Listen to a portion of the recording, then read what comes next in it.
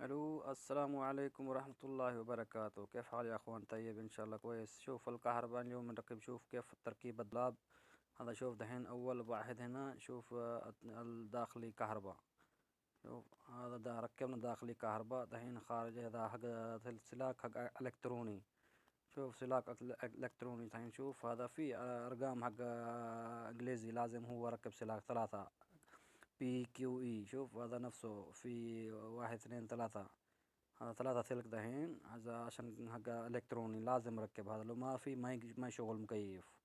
خلاص جوا كهرباء، خلاص ركبنا كهرباء وحق الكتروني خلاص جاهز جوا. باقي لك دحين هذا دحين شوف ارجع برا دحين. شوف نفسه هنا في برضو، شوف هذا حق إشارة حق. شوف دحين هذا إشارة دايري هنا، هذا إنجليزي بي كيو إي. والثاني حق مروحة داخلي كهرباء. شوف دحين ركب لك دحين أول شيء إلكتروني.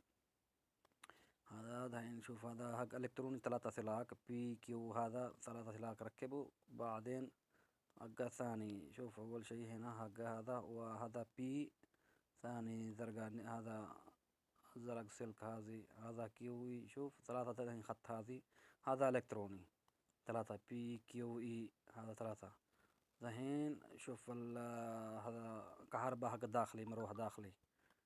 شوف هذا دحين مروحة داخلي، هذا اثنين خط. هذا لازم اثنين خط متر مروحة داخلي. والثاني هذا شوف هذا خط رئيسي، هذا يعني أقل كهرباء من 220. هذا رئيسي اثنين. خلاص يعني هذا كذا كله. هذا دولاب يوجين هذه. وهذا نفسه كونكشن. الحين شوف هذا بعدين ماسورة زي ما هي تركيب، زي شوف مواسير. هذا راكب هنا ومقفل. شوف هذا مفتاح جوا يفكه فريون روح.